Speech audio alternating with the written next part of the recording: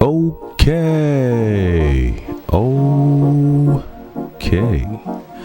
Mic check 1 2 1 2. I am the Y2K collector and I'm back. I have a question for you. Is there anything in your collection that's not genuine?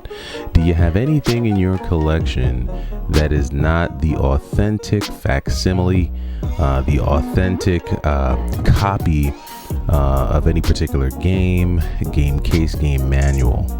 That is what I want to talk about today, because it's not always the case where we're able to find those exact games that we want in the condition that we want, usually due to the price. The game itself is just so gosh darn expensive that you can't purchase it, you can't trade for it.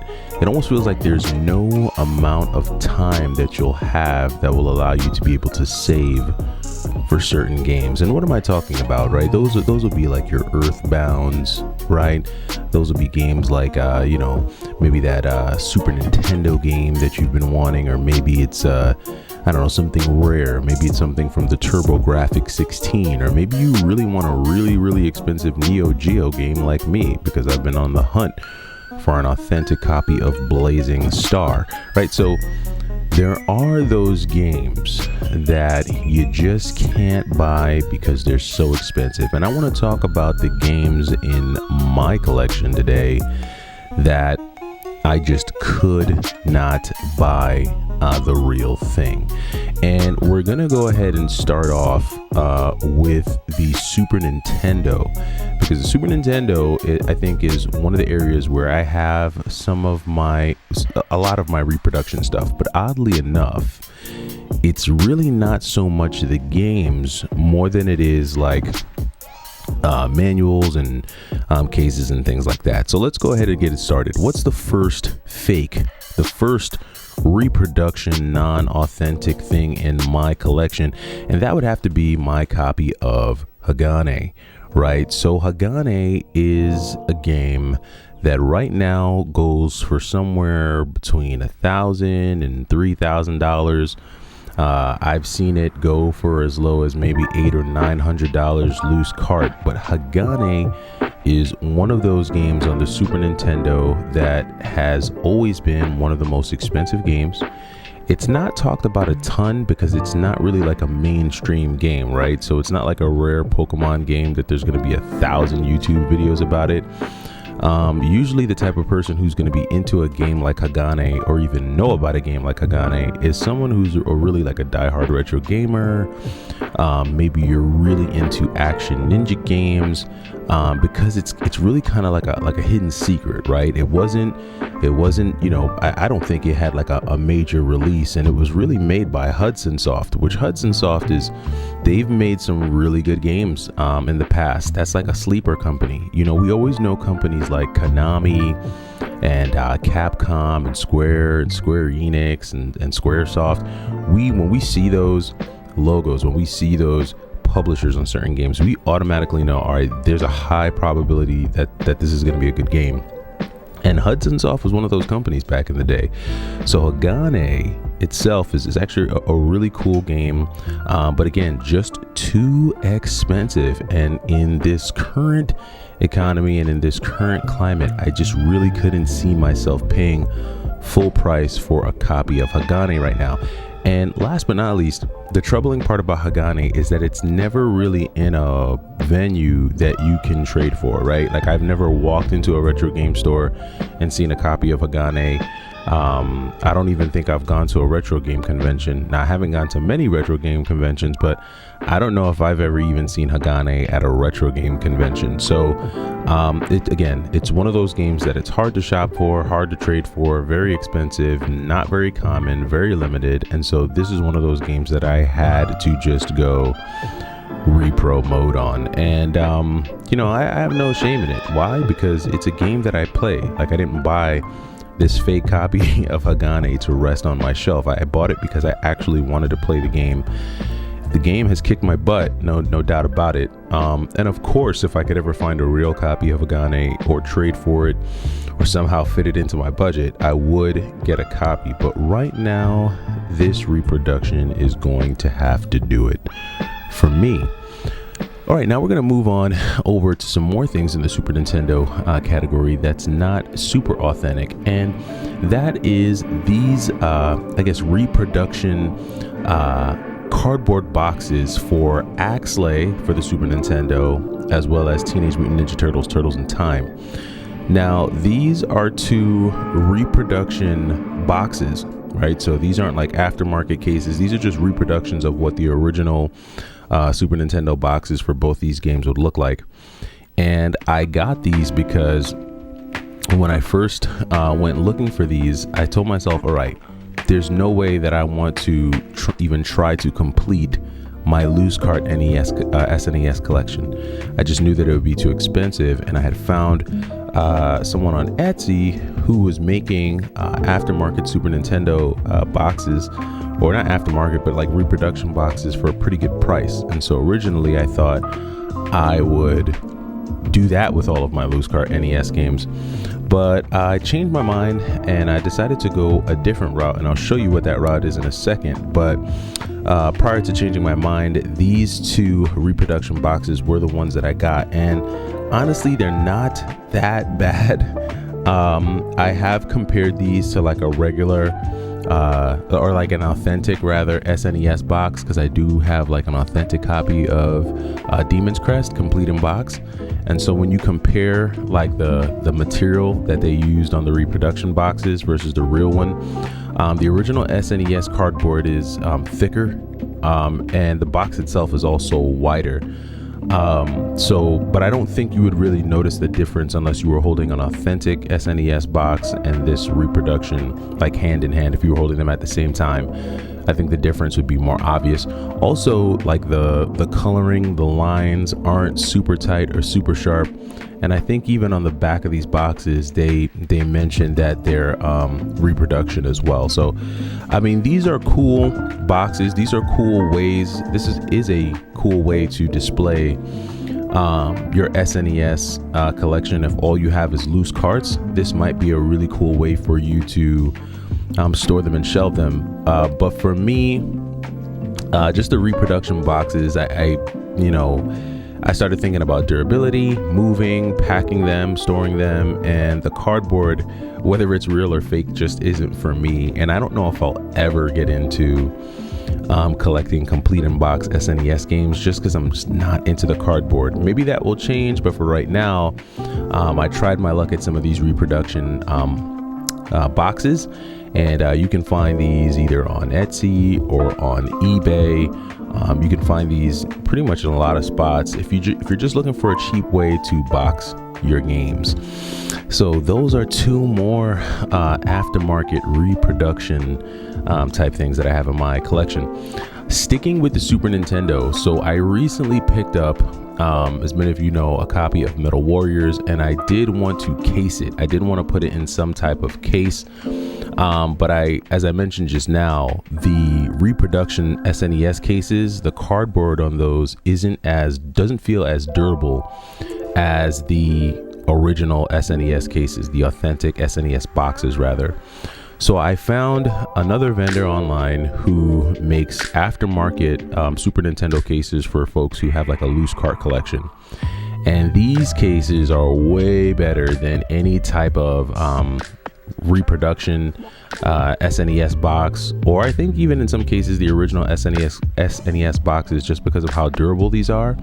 But these are like clamshell style SNES cases with like this aftermarket cover art on the boxes. And while these don't display like original SNES boxes, and you can clearly tell that these are like aftermarket cases, I just think the way they did these was really good. The way they laminated the cover art like straight into the case, it's very sleek, it's very clean, it's very smooth, and I really like these cases. So far I've gotten an aftermarket clamshell case for my copy of Metal Warriors, and then I also went ahead and got, just to see what the colors would look like, I went and got an aftermarket case for my copy of ActRaiser 2. And again, kind of similar to the like the Reproduction SNES boxes, the colors are off. They're usually like a little too saturated. I feel like the colors are the one things like these aftermarket case makers just can't get spot on. But regardless, two great aftermarket cases. Again, you know, not the original, not the authentic SNES cases, but a complete in-box copy of Metal Warriors with all original authentic materials. Probably going to be somewhere around $3,000. So getting an aftermarket case for $10 definitely beats that. And yeah, those are the fakes in my SNES collection. So I've got one fake game, Hagane, and I've got a couple of fake cases. Hey, it is what it is. Like I said, you can't always get everything complete in box. You can't always get mint copies of the games that you want. Sometimes when you're building a collection on a budget, you've got to just do what you've got to do. And for me, I'm going to go ahead and transition over to the PlayStation 1, because the PlayStation 1 is probably the only other area in my collection where I've got some aftermarket or non-genuine stuff. And I'm going to go ahead and dive into some of that here as well. So I'm going to go ahead and start off with my copy of Marvel Superheroes. So Marvel Superheroes is a game that I actually grew up playing in the arcade. And when I originally started collecting for PS1 and Sega Saturn, I originally started off buying like a lot of my high school fighting games on the PS1. So Rival Schools, Marvel, the Superheroes, X-Men versus Street Fighter, X-Men versus Marvel, Marvel versus Capcom, right? And so on and so forth. So I originally started off on the PlayStation 1, and I think I started off with Rival Schools. Then I went and got a copy of Star Gladiator. But then I found a loose disc really cheap from Marvel Superheroes, and I thought to myself, okay, you know what? I can pick up the disc and hopefully find the case and manual somewhere, or if I have to, I can just get it online for cheap. Well, Marvel Superheroes cases and manuals were never cheap. I was never able to find one that I thought was cheap enough. And so I went and found, again, someone online who made these really great aftermarket PlayStation 1 cases that came with, you know, really good looking back art as well as a pretty decent manual. Now, in terms of quality, these PlayStation 1 aftermarket cases and manuals and cover art look way better than the Super Nintendo aftermarket and reproduction stuff.